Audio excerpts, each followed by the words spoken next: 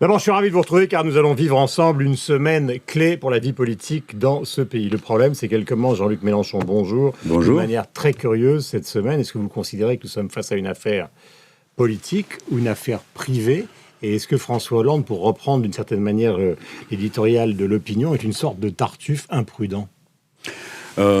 C'est violent. Hein, bon, oui, bien sûr, mais Tartuffe, il est victime surtout de cette habitude de penser qu'il peut rouler tout le monde. Alors le fait lui-même, c'est sa vie privée. Moi, je fais partie des gens qui tiennent beaucoup à la distinction entre les deux. Mais on voit bien qu'il y a un impact public, au moins sur un plan. Ça nous intéresse, la sécurité du président, par exemple. On est d'accord, on n'est pas d'accord avec lui, mais ça nous intéresse. On ne peut pas considérer que c'est son affaire privée de savoir s'il est en sûreté ou pas. Je prends cet exemple parce que, comme il est un peu à la marge du sujet, ça m'évite de le commenter, le sujet lui-même, c'est-à-dire la nature de ses relations amoureuses. Donc, ça a un impact politique. La nature de l'appartement dans lequel il se rend. Tout ça finit par... Et puis après, j'ai mon âge, moi j'ai 62 ans, vous-même vous n'êtes pas un jeune homme, nous savons tous que le temps passant, on apprend à bâtir un équilibre entre nos passions, entre nos devoirs, car nous avons des devoirs, et des fois ces devoirs font souffrir, s'imposent à nous, et il faut le savoir. Donc moi je pense qu'il devrait être d'habitage... Par ces mots qui n'a pas le sentiment justement de ce qu'on appelle le corps du roi en histoire politique. Je pense qu'il devrait davantage habiter par la fonction, parce que quand on est habité par la France, par son devoir, alors tout d'un coup, bien sûr on va souffrir, ça n'enlève rien à ses passions, ça n'enlève rien à ses inclinations, mais la vie aussi, ce sont ses choix d'équilibre personnels. Voilà. Jean-Luc Mélenchon, vous êtes vous adorez l'histoire et la littérature. Dans le registre que vous définissez idéalisé, il n'y a que le général de Gaulle. Non, il y a... Non, je parle de l'histoire politique récente. Mais pourquoi pas Non, il n'y a pas que le François Mitterrand, il avait aussi sa femme, entre guillemets, officielle à l'Élysée et sa compagne à l'extérieur. On ne va pas entrer dans ce détail, parce que mais les gens parlent, parce que c'est une réflexion. Je comprends, mais vous me demandez mon avis. Moi, je ne fais pas un commentaire d'historien, je vous fais un commentaire politique d'un moment précis. Je ne veux pas discuter de sa vie privée, car c'est une règle d'acier pour moi, mais cependant, voilà, je crois qu'il faut savoir être habité. Et dans François Hollande, la tartufferie est permanente. Il est tout le temps en train de penser qu'il va se moquer du monde, passer par-dessus tout. Il nous a fait des discours sur la finance avant de la cajoler. Il se présente comme socialiste, mais le MEDEF n'a jamais eu autant qu'aujourd'hui son rond de serviette. Oui, mais on y vient. C'est le fond de l'affaire. Je voudrais rester sur le premier sujet, parce que l'opposition qui, au départ, a été prudente. Par la voix de Jean-François Copé. Jean-François Copé, ce week-end, a commencé à dire lentement, mais sûrement, que tout ça était désastreux pour l'image de la France. Donc, sur ce point précis, est-ce que vous êtes d'accord ? Non, ça c'est du... Non, nous sommes avec tous... Copé. Je crois que nous avons tous, et M. Copé sans doute aussi, M. Fillon, qui vous voulez, nous avons tous un véritable blocage à l'idée de l'exposition de la vie privée. Et je pense que les médias devraient aussi s'astreindre à une certaine réserve. Par exemple, en France, ils sont relativement discrets, même ce matin. Oui, c'est vrai. Mais par exemple, quand l'Express s'est amusé à raconter les liens de paternité de Madame Marion Maréchal Le Pen, c'est donc à l'extrême, c'est ce que je combats le plus politiquement, mais je suis choqué que cette femme soit prise à partie sur qui est réellement son père. Je trouve ça odieux. Bon, je pense que chacun doit faire l'effort de bien distinguer. Alors là, je vous le dis, il faut qu'il soit habité par la fonction. Moi, j'aime ma patrie. Monsieur Durand, tournons pas autour du pot. Je suis un opposant. Et moi, je m'astreins à une discipline de vie absolument de fer, pour être, si demain le pays le décidait, prêt à diriger. Alors quand même, quand on est dans la fonction, on peut faire un petit effort aussi, et considérer que la fonction est plus importante que sa personne. Est-ce que vous considérez de ce point de vue-là qu'il y a un tel parasitage sur la ligne qu'il faudrait différer la conférence de presse pour qu'on puisse enfin, après clarification, parler des questions sérieuses? Mais on parle des questions sérieuses. Nous ne faisons pas non plus... Le cérémonial médiatique n'est pas la réalité. L'affaire est pliée. Ce que veut François Hollande, tout le monde le sait. Il n'est pas faible, il est trompeur. Ce n'est pas pareil. Il applique, depuis le jour où il est arrivé à l'Élysée, une politique que j'ai décrite il y a maintenant presque 10 ans dans un bouquin qui s'appelait Enquête de gauche. Cet homme est atlantiste. Il a tout signé avec les Nord-Américains. Deuxièmement, il est libéral. Il fait la politique des libéraux. libéraux. Troisièmement, mais c'est ce qui est attendu dans la conférence de presse. C'est ce qui est attendu dans la conférence de presse de demain. Mais qu'est-ce que vous... Monsieur Durand, vous êtes un observateur de la vie politique française, tellement averti que ne jouez pas la comédie, vous savez très bien de quoi il s'agit.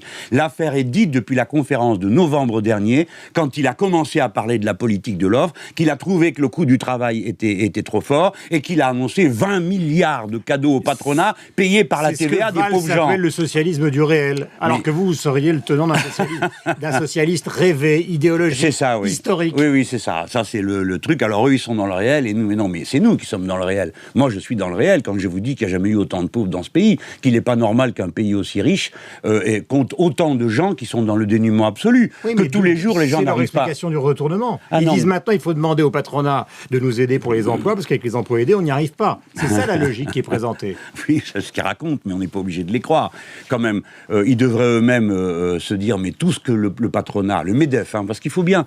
Là aussi, il ne faut plus jouer avec les mots. On dit patronat comme si c'était pareil, le patron de Total et le patron de la petite entreprise où ils sont 4 ou 5 compagnons. Ça n'a rien à voir. Comme toujours, les gros se cachent derrière les petits, poussent devant les petits patrons pour faire oublier à quel point eux se gavent.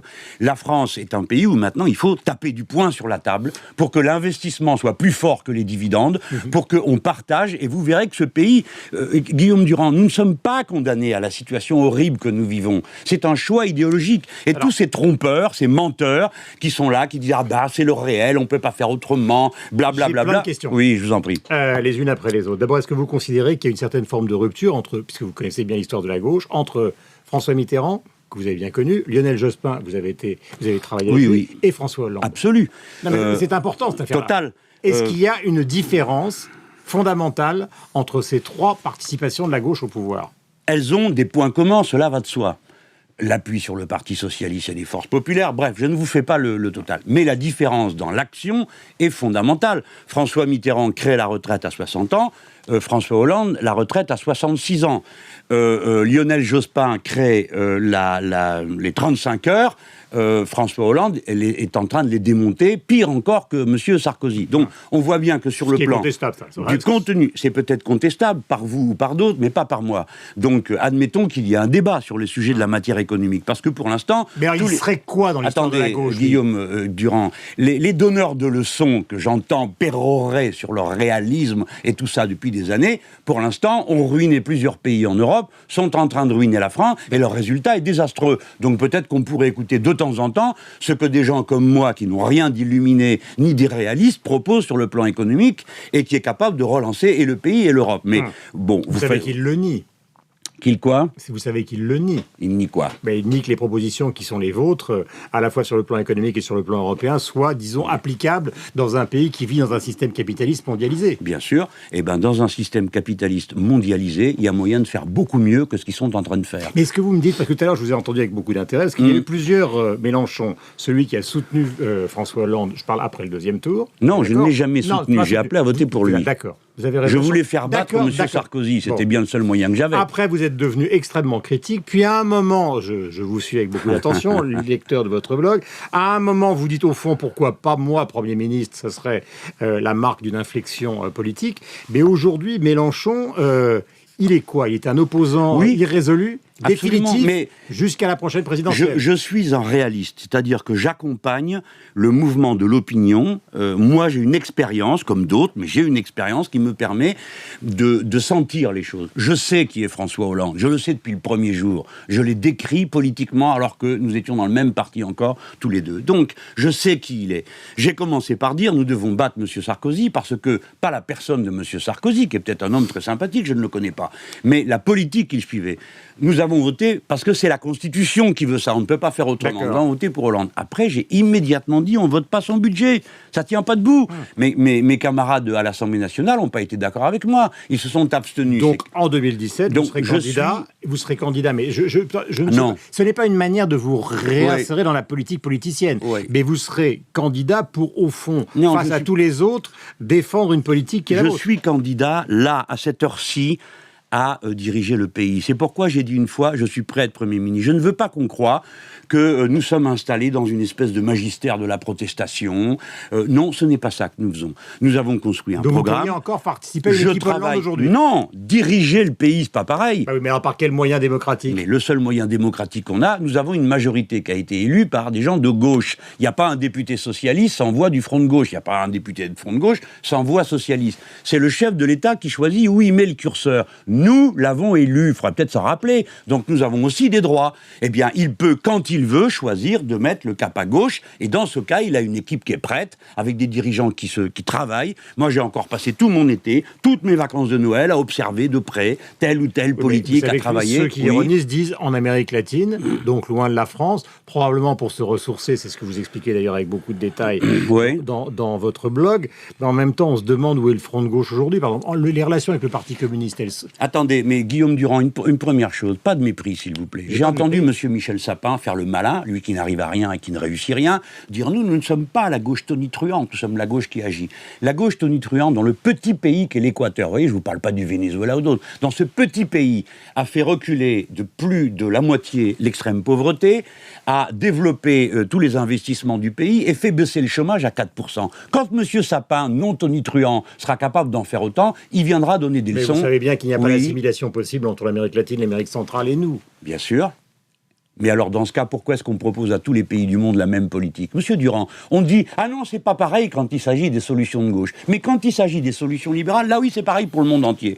Donc, ce que je veux vous dire, c'est que le devoir d'un dirigeant politique, c'est d'étudier, de ne pas être arrogant, d'aller voir comment ça se passe, d'emprunter des bonnes idées ici, là, partout, pour voir comment il pourrait les faire profiter pour son pays. Moi, je ne me résigne pas à ce que la politique de la France soit résumée à savoir comment on va payer la dette. La France est un grand pays. Nous tirons des satellites. Nous savons faire des trains à grande vitesse. Nous devons absolument faire bifurquer le modèle de production d'énergie. On sait le faire. On sait installer des hydroliennes. On sait faire toutes ces choses-là. Pourquoi passe-t-on son temps à cette politique misérable qui fait que la France est rabaissée, pas parce que le chef de l'État est en scooter, mais parce qu'elle n'apporte rien, ni comme message, ni comme réalisation. Voilà, moi, ce qui me travaille. Nous pouvons faire de très grandes choses. Vous comprenez pourquoi je m'impatiente?